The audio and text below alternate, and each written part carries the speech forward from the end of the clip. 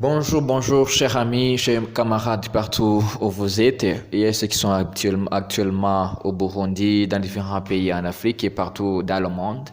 Je vous souhaite la bienvenue dans ce numéro de Chronique entrepreneuriale. Comme d'habitude, vous êtes avec le coach Yves Anthony. C'est lui qui va vous parler, c'est lui qui va vous partager donc cette chronique d'aujourd'hui. Donc, nous allons parler de 6 étapes pour gagner de l'argent. Donc, on va parler de certaines étapes qu'on utilise pour gagner de l'argent, pour fructifier votre capital. Il peut arriver que vous avez un capital, vous lancez déjà dans un business, dans un entrepreneuriat, mais vous avez besoin de fructifier votre capital, donc construire donc une empire économique.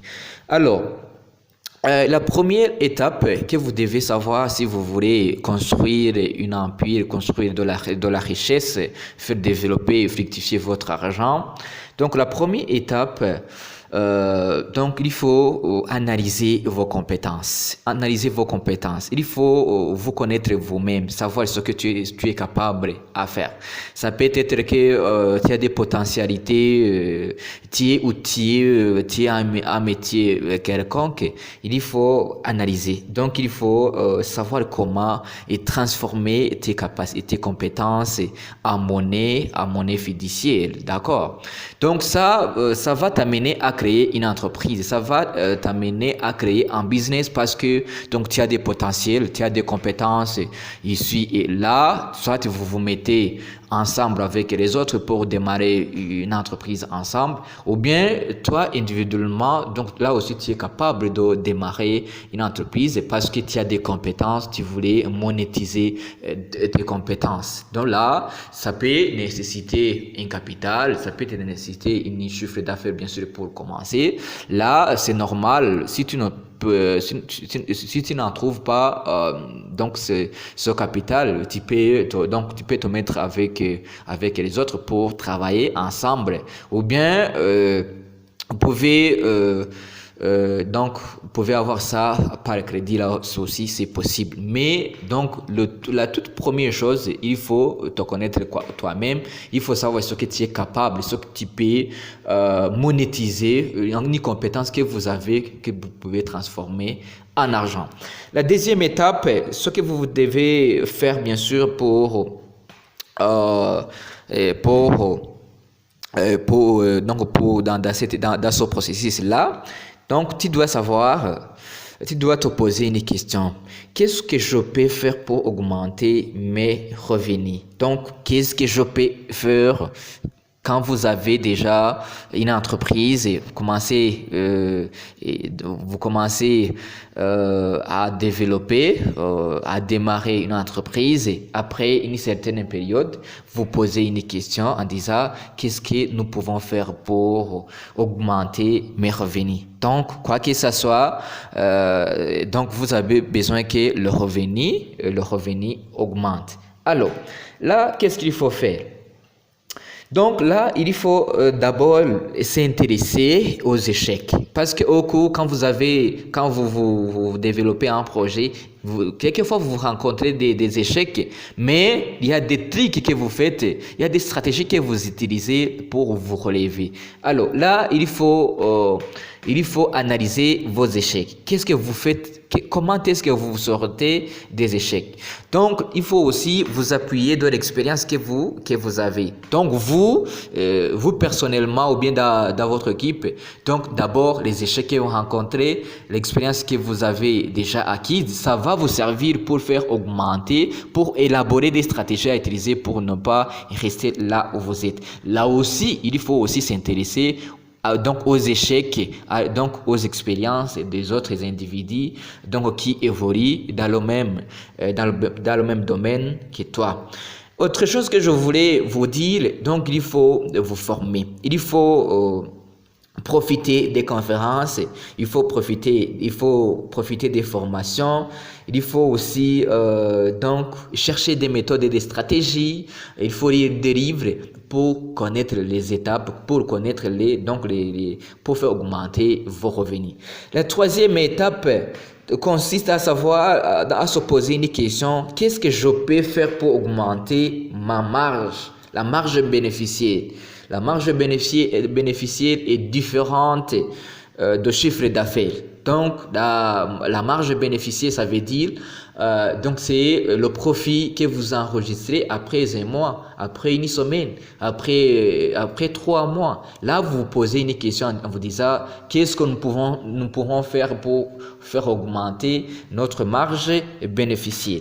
Là aussi, il faut partir de vos échecs, il faut partir de vos expériences, donc personnellement, ou bien si vous êtes en équipe, il faut s'inspirer des expériences aux échecs des autres. Donc ça, c'est toujours dans la même voie.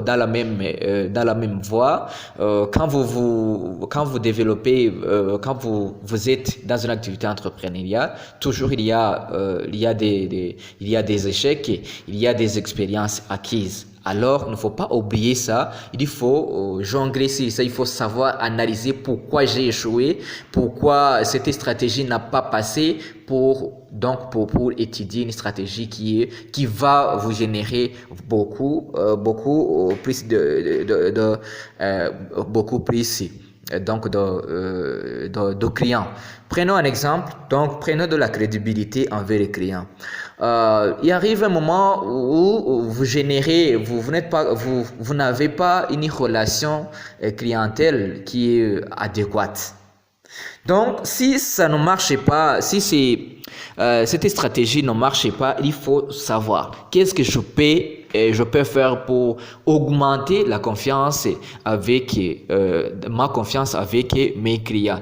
Donc peut-être que vous avez les bons produits, vous avez donc votre boutique ou bien je sais pas, magasin est ouvert tout le temps, mais donc les clients ne viennent pas s'approvisionner chez vous parce que vous n'êtes pas crédible avec vos clients. Là, il faut voir comment changer. Il peut arriver que vous n'avez pas la bonne confiance avec les fournisseurs.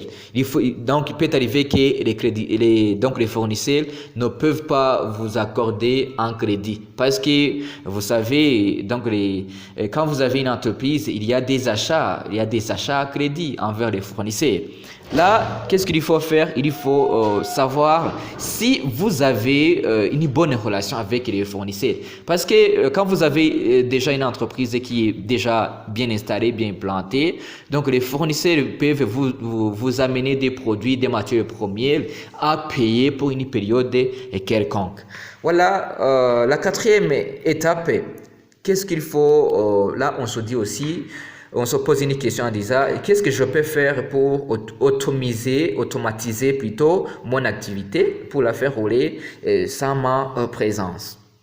Là, vous avez une entreprise, vous avez un business, donc la rentabilité est bonne.